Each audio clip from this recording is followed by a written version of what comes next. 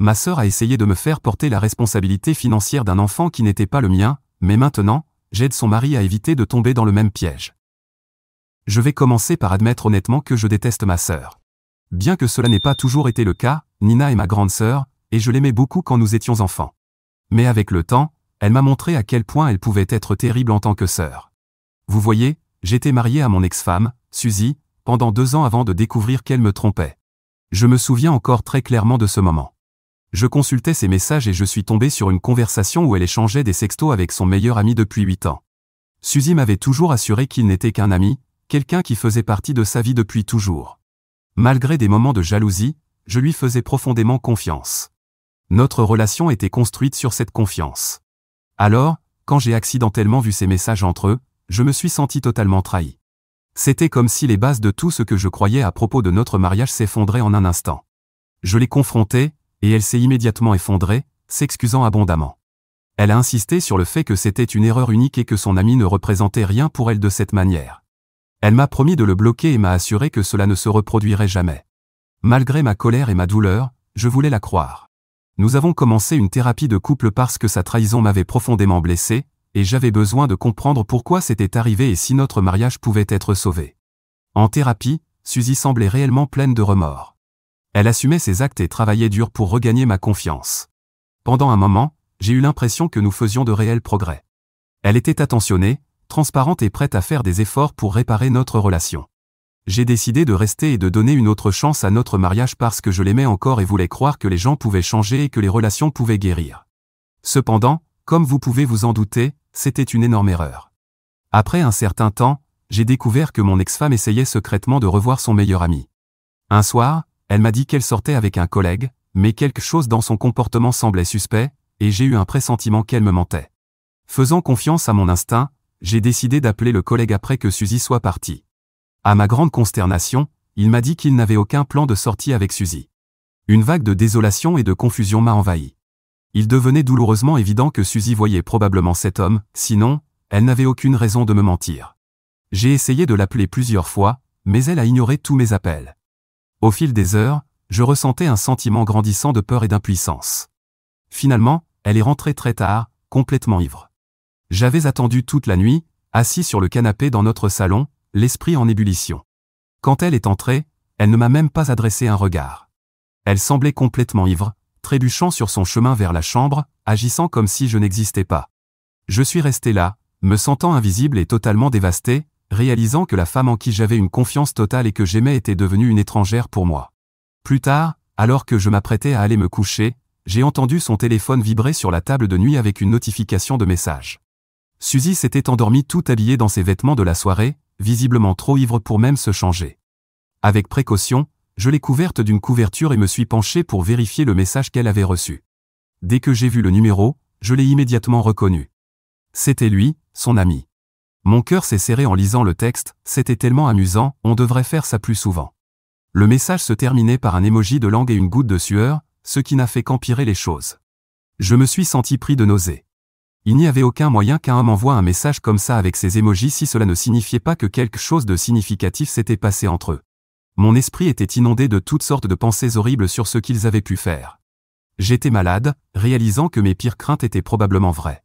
J'ai essayé de me calmer, mais c'était impossible. La trahison était comme une douleur physique dans ma poitrine, et je ne pouvais pas chasser de mon esprit l'image d'eux ensemble. Je n'ai pas fermé l'œil de la nuit. Je passais tout en revue encore et encore dans ma tête, me demandant comment nous en étions arrivés là et ce que je devais faire ensuite. La nuit semblait interminable, et au matin, j'ai compris que plus rien ne serait comme avant. Quand j'ai confronté Suzy à propos de cette nuit et de ses mensonges, elle a tout fait pour éviter d'assumer la responsabilité.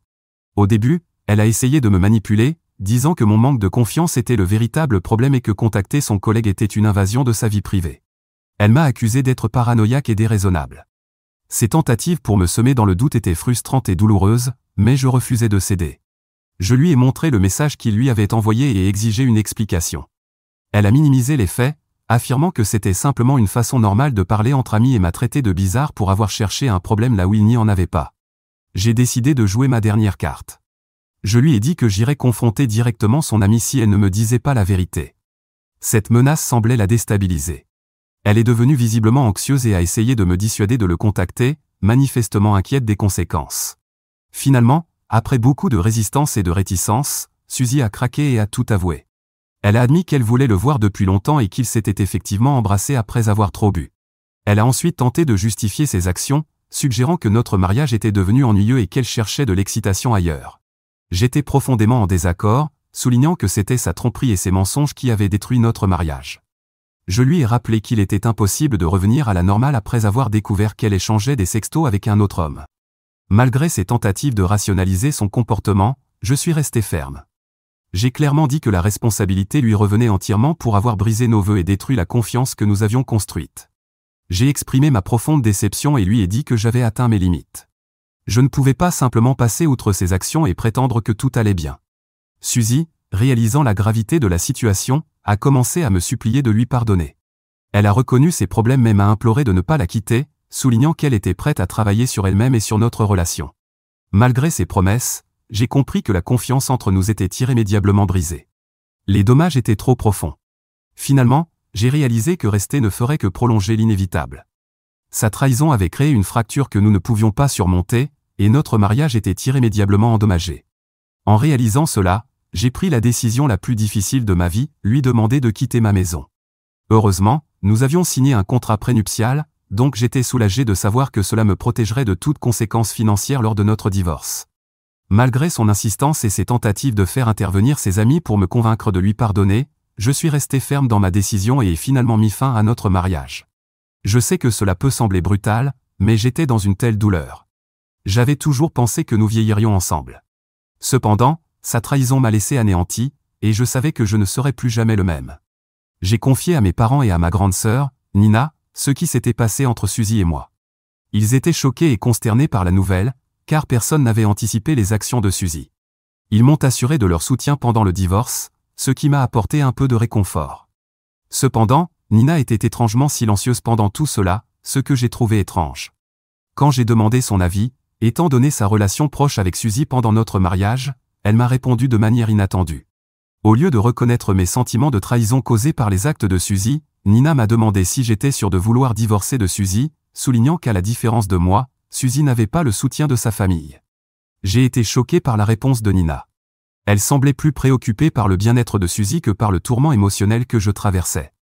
J'ai répondu fermement à Nina, en lui disant que je me fichais du soutien dont Suzy disposait, car elle avait choisi de me trahir à plusieurs reprises par son infidélité. J'ai souligné que le bien-être de Suzy ne me concernait plus et lui ai demandé pourquoi elle semblait plus inquiète pour mon ex-femme que pour moi, son propre frère. Nina s'est défendue en expliquant qu'elle était simplement préoccupée par mon bien-être et qu'elle ne voulait pas que je prenne des décisions irréfléchies concernant mon mariage sans y réfléchir sérieusement.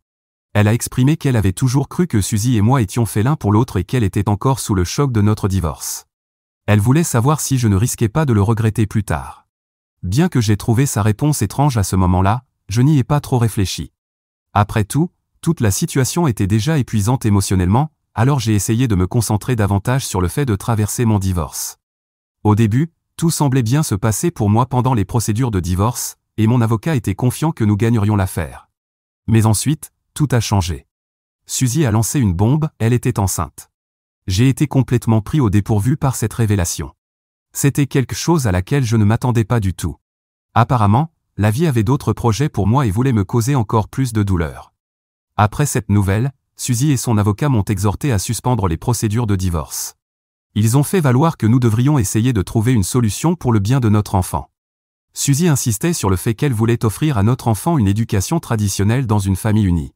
J'étais stupéfait et immédiatement opposé à cette idée, affirmant que je ne me souciais pas de ses souhaits et qu'il était hors de question que l'enfant soit le mien. Suzy a plaidé avec passion, soulignant qu'elle n'avait jamais été intime avec qui que ce soit d'autre que moi. Elle a insisté sur le fait que juste parce qu'elle avait embrassé son meilleur ami cette nuit-là, cela ne voulait pas dire qu'elle aurait pu tomber enceinte de lui. Elle n'a cessé de me demander de penser à ce qui était le mieux pour notre enfant et de sauver notre mariage pour le bien du bébé. Cependant, j'ai refusé de céder. Je savais que c'était une tentative désespérée de faire dérailler le processus de divorce et d'essayer de me faire rester avec elle pour qu'elle puisse continuer à vivre une vie facile à mes dépens. Pour moi, il était clair que Suzy s'accrochait à des chimères, et je suis resté ferme dans ma décision de mettre fin au mariage. J'ai tenu bon, insistant sur le fait que le divorce continuerait comme prévu. J'ai dit qu'après que Suzy aurait accouché, j'organiserais un test de paternité pour déterminer si l'enfant était bien le mien. Cependant, l'avocat de Suzy a contre-attaqué en affirmant que, puisque Suzy était encore légalement mariée avec moi et avait déclaré qu'elle n'avait pas été intime avec qui que ce soit d'autre, j'étais automatiquement considéré comme le père de l'enfant. Ils ont déclaré qu'ils demanderaient une pension alimentaire pour enfant de ma part à cause de cela. Mon avocat n'était pas d'accord, soulignant que sans test de paternité, de telles revendications étaient infondées. Malheureusement, nous étions conscients des failles dans notre système juridique, en particulier en ce qui concerne la protection des hommes dans des situations comme celle-ci.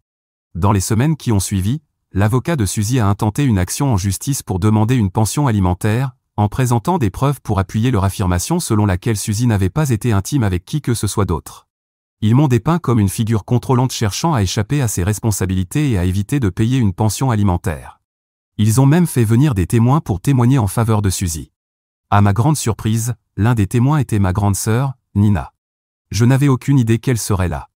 Au départ, je pensais qu'elle était là juste pour observer et me soutenir, mais à ma grande consternation, elle a témoigné contre moi, affirmant qu'elle était amie avec Suzy depuis longtemps et qu'elle était certaine que Suzy n'aurait jamais pu réellement me trahir en couchant avec quelqu'un d'autre. Selon ma sœur, Suzy était toujours amoureuse de moi. Entendre ma propre sœur soutenir mon ex-femme au lieu de moi était déchirant. Nina savait à quel point j'avais aimé Suzy et à quel point elle m'avait profondément blessé, et pourtant, elle était là, soutenant les actions trompeuses de Suzy. Plus tard, à l'extérieur du tribunal, j'ai confronté ma sœur à propos de son témoignage. Cependant, Nina a défendu sa décision, insistant sur le fait qu'elle faisait ce qu'elle croyait juste et que je finirais par apprécier sa position à l'avenir. J'ai haussé le ton, exprimant mon dégoût et ma colère envers elle pour m'avoir mis dans une situation où je pourrais être forcé de payer une pension alimentaire pour un enfant dont la paternité n'était même pas confirmée. Nina a répliqué en disant que je ne devrais pas être si cruel envers un enfant à naître et que je devais envisager les difficultés financières que Suzy affronterait si elle ne recevait aucune forme de pension alimentaire de ma part. Nina m'a dit que je ne comprendrais jamais son point de vue parce que je n'avais pas l'instinct maternel comme les femmes. Elle m'a exhorté à réaliser que subvenir aux besoins de l'enfant était le minimum que je pouvais faire dans cette situation. Je me suis senti exploité et profondément troublé par la perspective de ma sœur sur la situation. Je ne pouvais pas comprendre comment elle pouvait privilégier les besoins financiers de Suzy par rapport au tourment émotionnel que je traversais. Mes parents ont également exprimé leur déception envers ma sœur, disant à Nina qu'elle n'avait pas le droit d'agir dans mon dos et de témoigner contre moi. Cependant, le mal était déjà fait. Le témoignage de ma propre sœur contre moi a montré au tribunal que Suzy disait peut-être la vérité et que j'essayais de me soustraire à mes responsabilités envers notre enfant. En conséquence, le tribunal a statué en faveur de mon ex-femme, lui accordant une pension alimentaire pour l'enfant jusqu'à ses 18 ans. J'étais rempli de rage et j'ai refusé d'accepter ce jugement, mais malgré nos efforts, mon avocat et moi avons été ignorés et incapables de modifier la décision du tribunal. Cela fait maintenant un certain temps que mon divorce avec Suzy est prononcé, et je continue à payer une pension alimentaire chaque mois pour son enfant, qui ne me ressemble absolument pas. Même après avoir effectué un test de paternité confirmant que l'enfant n'est pas le mien, le fait demeure que, puisque mon ex-femme était enceinte alors que nous étions encore mariés, l'enfant est légalement considéré comme ma responsabilité. Je suis maintenant contraint de continuer à payer jusqu'à ce que l'enfant atteigne ses 18 ans. C'est pourquoi, à travers tout ce tourment, mon ressentiment envers ma sœur a grandi davantage qu'envers mon ex-femme. Je blâme uniquement Nina de m'avoir piégé dans cette situation. C'est pour cela que j'ai maintenu un silence complet envers ma sœur et que je refuse de reconnaître sa présence lors d'événements familiaux, malgré les multiples supplications de mes parents de lui pardonner et de tourner la page. Le reste de la famille respecte et comprend ma position. Plusieurs cousins et proches partagent mon aversion pour Nina et ont, par conséquent, gardé leur distance avec elle. Nina, à plusieurs reprises, s'est plainte à nos parents de la façon dont je l'ai isolée du reste de la famille. Elle justifie ses actions en affirmant qu'elle a fait ce qu'elle pensait être le mieux pour l'enfant. Cependant, ses tentatives pour susciter de la sympathie sont restées vaines, car le reste de la famille reconnaît son imprudence et soutient ma décision. L'année dernière, Nina s'est mariée à son compagnon de longue date, Joshua. Bien que j'ai reçu une invitation pour le mariage, j'ai choisi de ne pas y assister. Plus tard, j'ai appris par mes parents que de nombreux autres membres de la famille n'y avaient pas assisté non plus, ce qui a déçu Nina. Après s'être mariée, elle et son mari ont essayé pendant un certain temps d'avoir un bébé. Mes parents ont exprimé leur enthousiasme à l'idée d'avoir enfin un petit enfant issu de notre lignée. Récemment, j'ai dû voyager dans une ville voisine pour une conférence de travail organisée par mon entreprise. Après la conférence, mes collègues et moi avons décidé de nous détendre au bar de l'hôtel pendant notre temps libre. Imaginez ma surprise lorsque j'ai vu ma sœur assise avec un homme plus âgé au bar. Elle ne m'avait pas vu, et j'ai fait en sorte que cela reste ainsi, car j'étais intrigué de la voir dans un bar tard le soir, hors de la ville, étant donné qu'elle est mariée. Je l'ai observée alors qu'elle se penchait vers l'homme plus âgé et lui murmurait quelque chose à l'oreille qui la fait rire. Mes soupçons ont grandi, car ils semblaient flirter et paraissaient étrangement à l'aise l'un avec l'autre.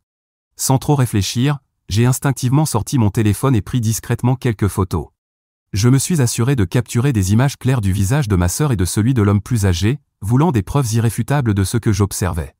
Je les ai regardés avec incrédulité alors que Nina et l'homme poursuivaient leur conversation intime, partageant sourire et rire. Après environ 1 heure, l'homme a fait un geste demandant à Nina de le suivre dans sa chambre, et elle a hoché la tête avant de se lever pour l'accompagner. Mes yeux se sont écarquillés lorsque la réalité de la situation m'est apparue clairement. Je voyais clairement ma sœur sur le point de tromper son mari. J'avais envie de lui crier d'arrêter, mais d'après mon expérience, les infidèles n'apprennent jamais de leurs erreurs, ils ont besoin qu'on leur donne une leçon. De retour chez moi, j'ai décidé de contacter directement son mari, Joshua. Il m'a semblé important qu'il connaisse la vérité plutôt que de se faire aveugler, comme cela m'était arrivé. Je l'ai trouvé sur Facebook et lui ai envoyé une demande d'amis, espérant qu'il l'accepterait. Quelques heures plus tard, j'ai vérifié et vu qu'il avait accepté ma demande, alors je lui ai immédiatement envoyé un message. Dans ce message, je me suis présenté comme le frère de Nina et j'ai expliqué que nous devions avoir une conversation importante. Je lui ai demandé de ne pas informer ma sœur de mon message et lui ai fourni mon numéro de téléphone pour qu'il puisse m'appeler. J'espérais qu'il écouterait ce que j'avais à lui dire et j'ai attendu anxieusement son appel. Quelques minutes plus tard, il m'a appelé, curieux de savoir pourquoi je l'avais contacté. Il a mentionné qu'il connaissait déjà mon existence par Nina et mes parents, mais il était surpris que je l'ai contacté après tout ce temps. Il m'a ensuite demandé ce qui n'allait pas, et j'ai sincèrement partagé ce que j'avais vu à l'hôtel entre Nina et l'homme plus âgé. Je me suis abstenu d'utiliser immédiatement le mot « infidélité », car je n'étais pas totalement sûr que Nina et lui n'avaient pas un mariage ouvert, alors je ne voulais pas supposer. Cependant, à mesure que je détaillais les événements à Joshua, il a commencé à poser de nombreuses questions sur ce que Nina portait et sur l'identité de l'autre homme. J'ai mentionné que j'avais même pris des photos d'elle avec ce monsieur, car il aurait été difficile de me croire autrement. Il était clair qu'il était profondément affecté par la révélation de l'infidélité de Nina. Après une brève pause, il a exprimé sa gratitude pour mon honnêteté et m'a demandé pourquoi j'avais pris la peine de l'aider, surtout vu que nous étions essentiellement des étrangers et que je n'avais plus de relation avec Nina. Sa question m'a touché et m'a amené à partager ma propre expérience, en expliquant comment j'avais été dans sa position lorsque mon ex-femme m'avait trompé. En entrant dans les détails, j'ai expliqué comment Nina avait aggravé ma douleur en témoignant contre moi, ce qui m'avait conduit à porter aujourd'hui le fardeau de payer une pension alimentaire pour un enfant qui n'était même pas le mien. Joshua est resté silencieux pendant quelques minutes après avoir entendu mon histoire. Il m'a ensuite révélé que Nina avait présenté une version complètement différente de la vérité. Selon elle, mon mariage avec Suzy était déjà en train d'échouer et nous avions cessé d'avoir des rapports intimes, ce qui avait poussé Suzy à faire une erreur unique qui aurait conduit à notre divorce. J'étais furieux en entendant cette déformation de la réalité et j'ai clarifié à Joshua que Suzy m'avait, en fait, trompé 2 fois, précisant que notre divorce n'était pas dû à une simple erreur, mais parce qu'elle avait rompu ma confiance à plusieurs reprises avec son ami. À mon grand soulagement, Joshua m'a cru. Il m'a informé qu'il n'avait, lui non plus, aucune intention de rester avec un partenaire infidèle et qu'il allait confronter Nina à ce sujet. Dans les jours qui ont suivi, mes parents m'ont appelé à plusieurs reprises, m'accusant d'avoir ruiné la vie de Nina, car elle était maintenant confrontée à un divorce. Ils m'ont reproché d'avoir inutilement interféré dans son mariage et ont exprimé leur frustration de ne pas pouvoir avoir de petit enfant d'elle. Suite à cela, je ne me suis pas retenu non plus dans la discussion. J'ai contré leurs accusations en affirmant que ce n'était pas ma faute si leur fille ne pouvait pas rester fidèle dans son mariage. J'ai souligné qu'au lieu d'être obsédés par l'idée d'un petit enfant, ils devraient se concentrer sur l'éducation de leur fille avec de meilleures valeurs et une meilleure morale pour qu'elle devienne une meilleure personne. Nina m'a également envoyé un message insultant, m'accusant d'être un enfant rancunier incapable de rester en dehors des affaires des autres. Elle a même insinué que l'infidélité de Suzy pendant mon mariage était en quelque sorte justifiée et que je méritais tout ce qui m'était arrivé. Son message m'a rendu furieux, et il m'a fallu des heures pour me calmer après avoir lu ces mots. Cependant, le destin semble avoir sa propre manière d'équilibrer les choses, car j'ai récemment appris que Nina est apparemment enceinte. Elle prétend que Joshua est le père, mais il refuse d'en assumer la responsabilité. Joshua m'a contacté, me demandant de témoigner en sa faveur lorsque l'affaire finirait inévitablement devant un tribunal, car j'étais celui qui avait pris ces photos compromettantes de Nina avec l'autre homme. J'ai accepté sans hésitation, non seulement pour chercher justice contre ma sœur, mais aussi par empathie pour Joshua.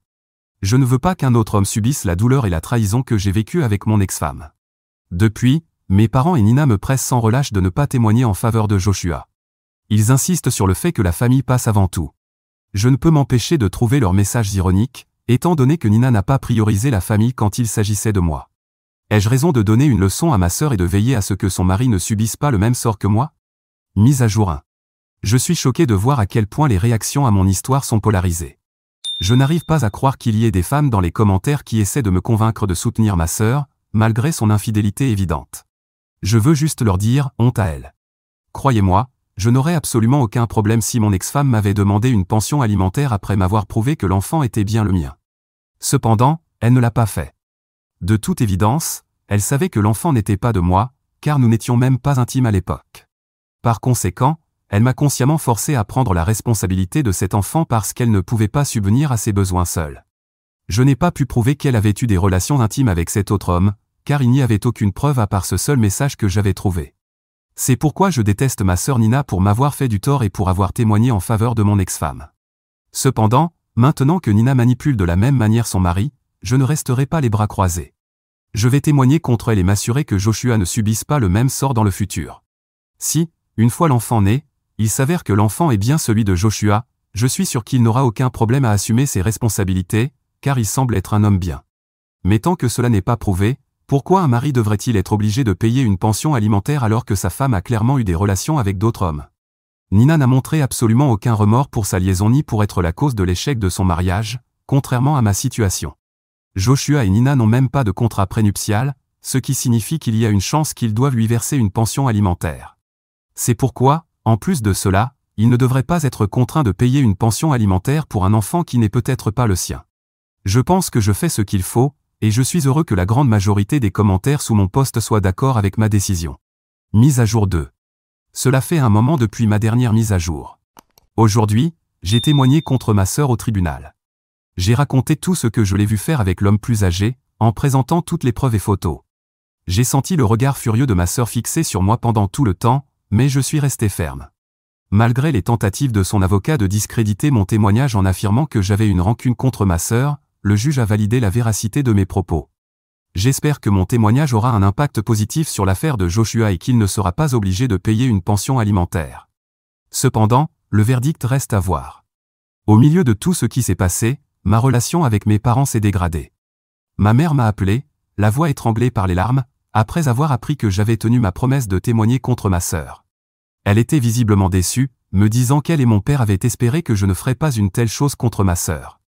En l'écoutant, je n'ai pas pu m'empêcher de ressentir une vague de frustration. Je lui ai rappelé qu'il n'avait jamais combattu pour moi avec la même intensité lorsque ma sœur avait fait la même chose pendant mon divorce. Il lui avait même pardonné pour tout. Et pourtant, elle était là, m'appelant une déception et pleurant comme si mes luttes et mes fardeaux ne comptaient pas autant que ceux de ma sœur. Je suis allé plus loin en disant à ma mère qu'il était injuste de me réprimander pour avoir défendu ce qui est juste et dit la vérité, surtout quand il ne m'avait pas soutenu dans le passé. Cela ressemblait à une trahison, et j'ai clairement indiqué que je n'avais pas besoin d'eux dans ma vie s'ils allaient privilégier ma sœur infidèle à mon détriment. Depuis, j'ai cessé de parler à mes parents et refuse de répondre à leurs appels ou messages. Mise à jour 3. Je reviens avec une mise à jour sur la situation de ma sœur. Je suis heureux d'annoncer que Joshua a été exempté de payer une pension alimentaire pour l'enfant de ma sœur. Je suis sûr que Nina est très en colère. Je ne peux m'empêcher de ressentir une certaine satisfaction en sachant qu'au moins une personne a pu éviter le fardeau injuste que tant d'autres, moi y compris, ont dû supporter. Je tiens à clarifier quelques points une dernière fois, car les gens posent toujours des questions dans les commentaires de mon post.